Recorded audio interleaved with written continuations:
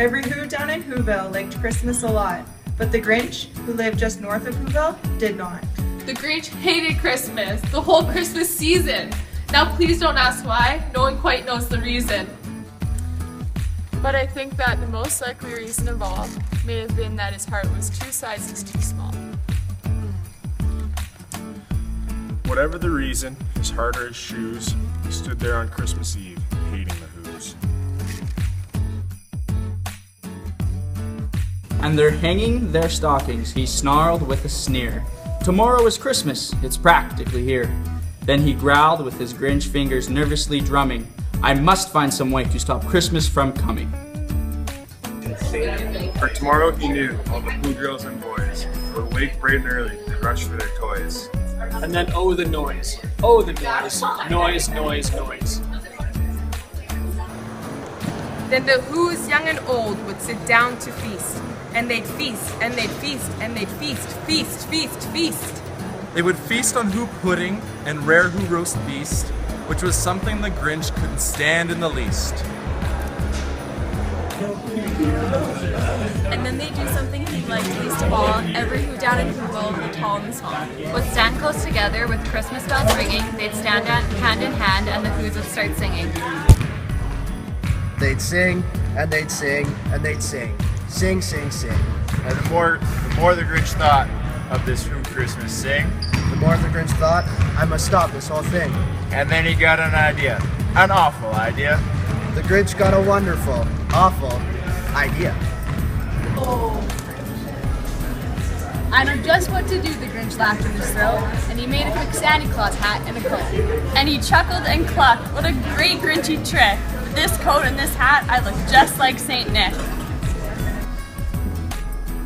All I need is a reindeer, the Grinch looked around, but since reindeer are scarce, there was none to be found. Did that stop the old Grinch? No, the Grinch simply said, if I can't find a reindeer, I'll make one instead.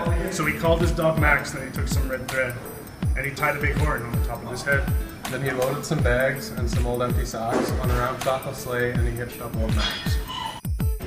All their windows were dark, quiet snow filled the air. All the Who's were all dreaming sweet dreams without care. When he came to the first little house on the square, This is stop number 1, the old Grinchy Claus hissed. and he climbed to the roof, empty bags in his fist.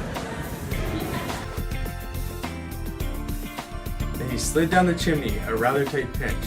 But if Santa could do it, then so could the Grinch. He got stuck only once for a moment or two, then he stuck his head out the fireplace flue. Where the little Who stockings all hung in a row, these stockings he grinned are the first things to go. Then he slithered and slunk, with a smile most unpleasant, around the whole room, and he took every present and stuffed them in bags. Then the Grinch very nimbly stuffed all the bags, one by one, up the chimney.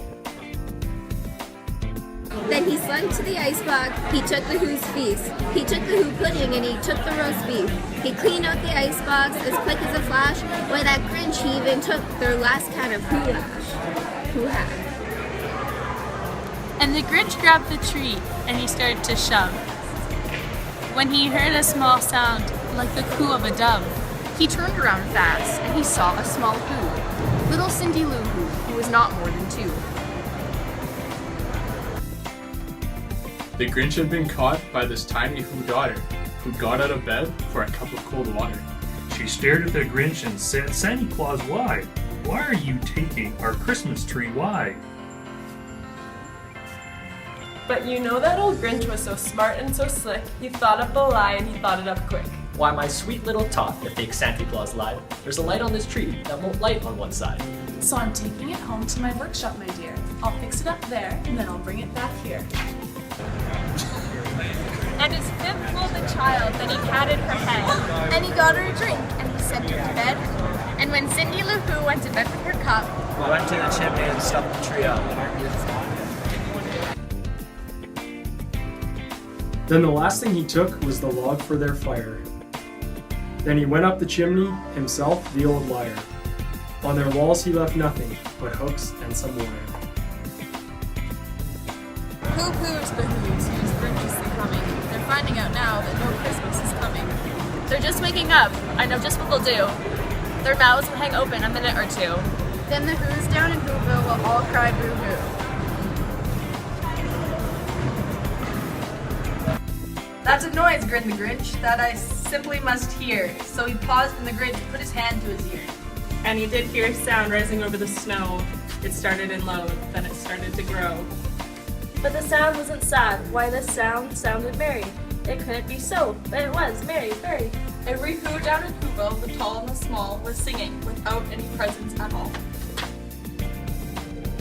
He hadn't stopped Christmas from coming. It came. Somehow or other, it came just the same. And the Grinch, with his Grinch feet ice cold in the snow, stood puzzling and puzzling. How could it be so? And he puzzled 3 hours till his puzzler was sore. Then the Grinch thought of something he hadn't before. Maybe Christmas, he thought, doesn't come from a store. Maybe Christmas, perhaps, means a little bit more. And what happened then? Well, in Whoville they say that the Grinch's small heart grew 3 sizes that day. And the minute his heart didn't feel quite so tight, he whizzed with his load through the bright morning lights. And he brought back the toys and the food for the feast. And he